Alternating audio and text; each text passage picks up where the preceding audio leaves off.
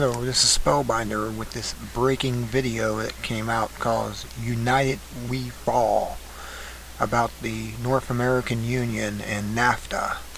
It will give you information that you will be amazed. It kind of goes along with the water wars at the about 14 minutes into it, and that's about all they mention. For here it is, United We Fall.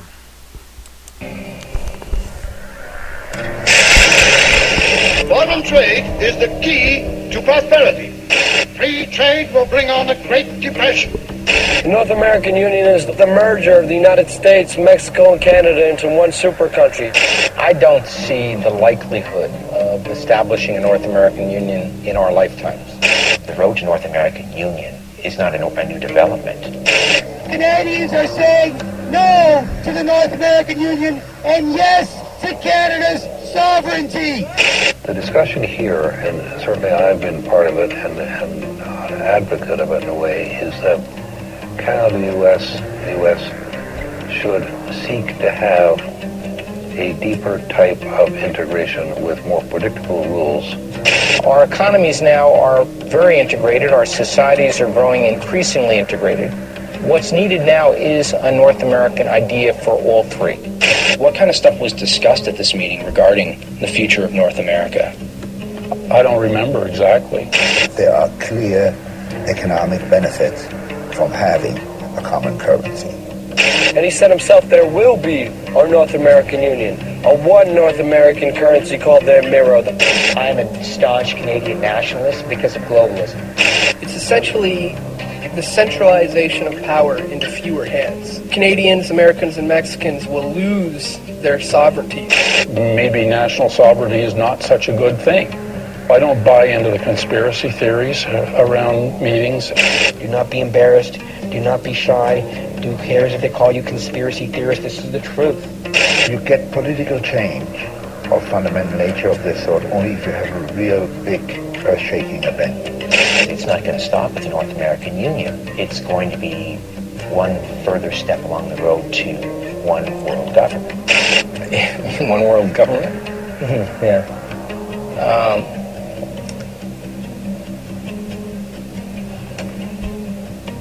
I personally think it will come. It will come.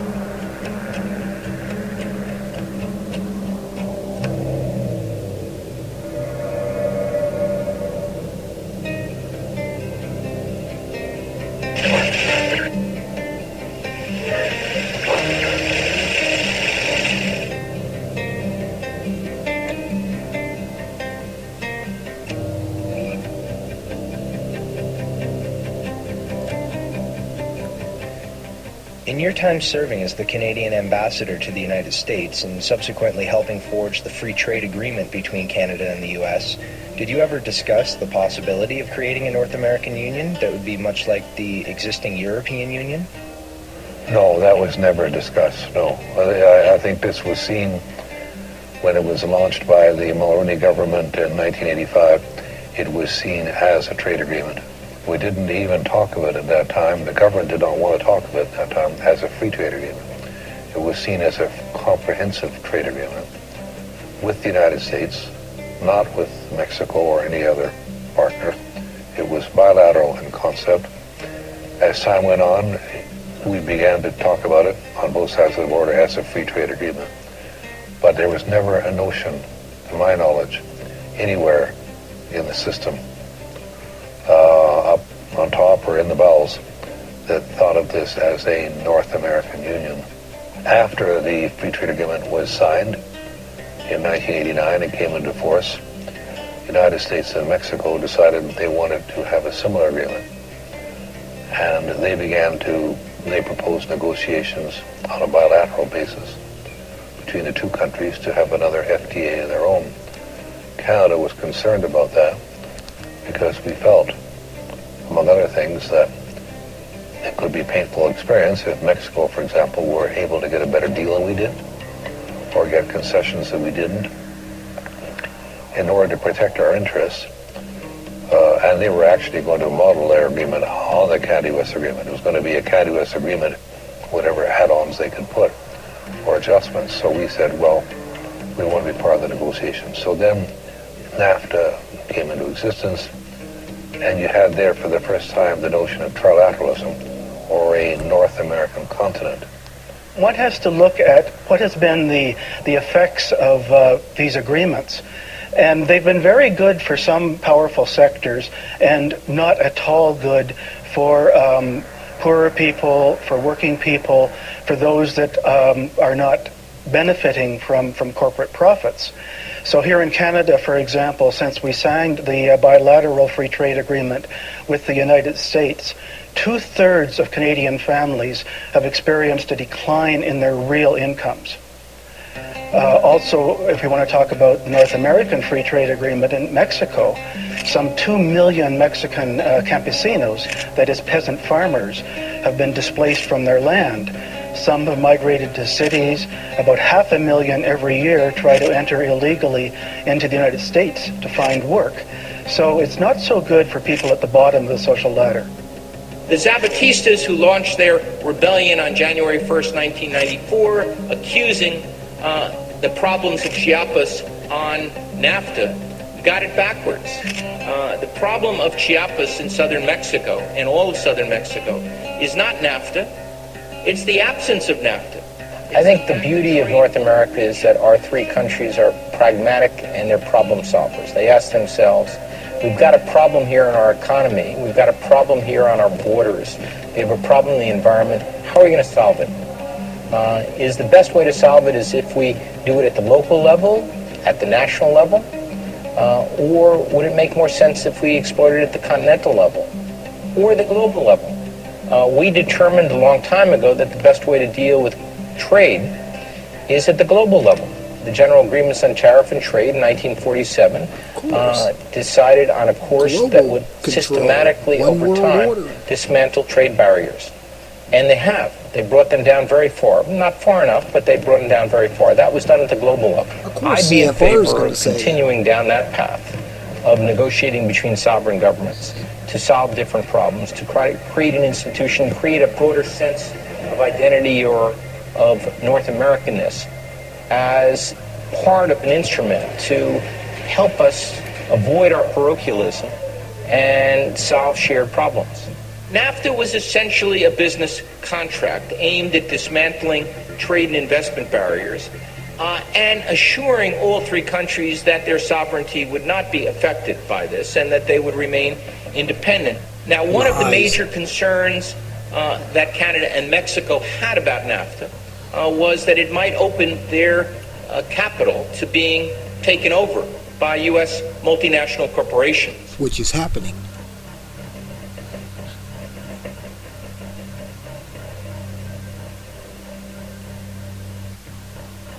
CFR is not a refrain.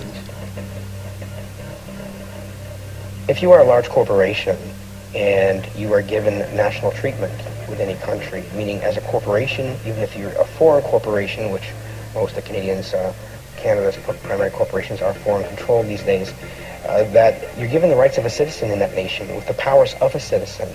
And corporate rule is pretty much free trade. But where it sits right now is that as the corporations have gained the status of citizens, they can challenge our laws. So even if municipalities, federal or provincial bodies establish laws for our country, for the best interests of our country based on our collective will, then the corporations can successfully challenge those laws and sue us for passing laws that infringe upon their investments and their trade. And these are the provisions that allow a corporation to sue a national government if it feels it is not getting the treatment it would be entitled to under NAFTA. The first case against Canada under the investor state provisions was a suit brought by Ethel Corporation from the U.S. that was wanting to market in Canada a gasoline additive called MMT, which is a suspected neurotoxin. It was stated by our government that we're going to ban additives to fuel that involve methylmanganese because it's harmful to individuals neurologically and otherwise. It's been linked to attention deficit disorder and other problems. But when we passed those laws, the Ethel Group sued our country, said, how dare you pass laws that restrict our trade, and even when we're doing it for the benefit of our own country, Well, Canada, That's why it's wrong. the Canadian government responded to that suit by effectively apologizing to Ethel, by paying them $13 million US in compensation, and by withdrawing the ban. So it didn't even have to go through the full adjudication process they got away before with it. Canada backed down. Putting poison in our fuel that causes ADA. Our country is being defined and shaped by regulatory bodies, by corporations, who have no accountability whatsoever to the Canadian people. I don't see that this harmonization, unionization is good for the Canadian people, period. Never was, never will be. It needs to stop. Now, there have been 50 suits approximately under the investor state provisions so far. I say approximately because some of them are still secret. We don't know. There have been 19 against Canada, 17 against Mexico, and 14 against the United States. And of these, Canada has settled out of court or lost 4 cases. Mexico has lost 3 cases, and the United States has not lost any, because adjudicators are very reluctant to use this against U.S. When Brian Mulroney proposed a free trade agreement, it was a Canadian initiative. It wasn't that popular with public opinion, but it was a major initiative which we initiated, which the U.S. President Ronald Reagan got fully behind. The free trade agreement was, perhaps one of the most dramatic of any period in our history. But there, the public attitudes changed. The public went from negative to positive, and even to this day, depends the questions you ask, but on the whole, attitudes are fairly positive towards free trade. Free trade is not good for any nation that's involved in free trade. Fair No trade, nation not free. benefits from free trade. How would you feel about a North American Union, kind of like a European Union between Canada, the U.S., and Mexico? I think that would probably not work. That would not work. Not bad. Not bad. That wouldn't be a good idea. I think maybe Canada and the U.S. would be okay together. I don't think Mexico. They shouldn't do that.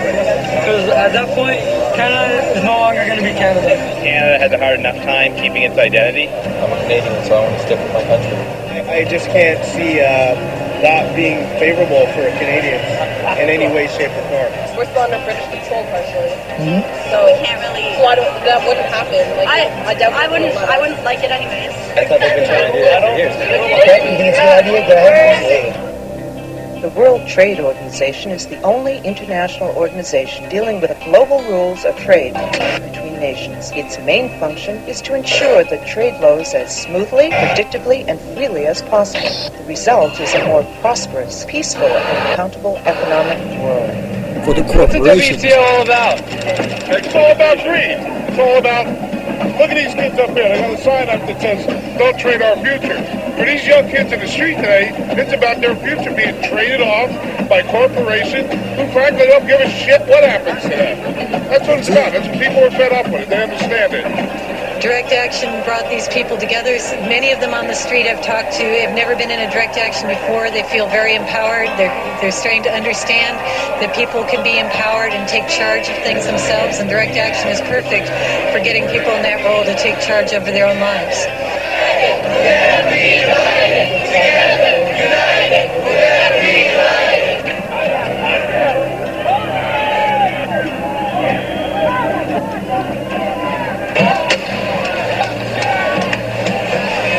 Corporations at work.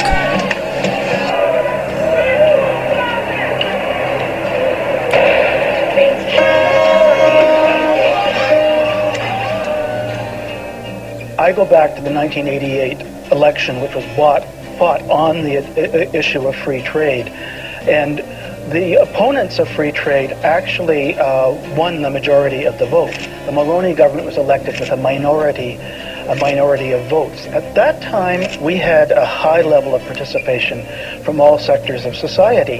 Now, it's true that since then the issue has faded from consciousness, but I think there are moments when symbolic issues, for example, Canadian water and sovereignty over our fresh water, there still are elements that would like to get a hold of that and would like to use some of the possible leverage through NAFTA, including the proportional sharing clause, to open up the floodgates. So I think there will be moments when symbolic issues like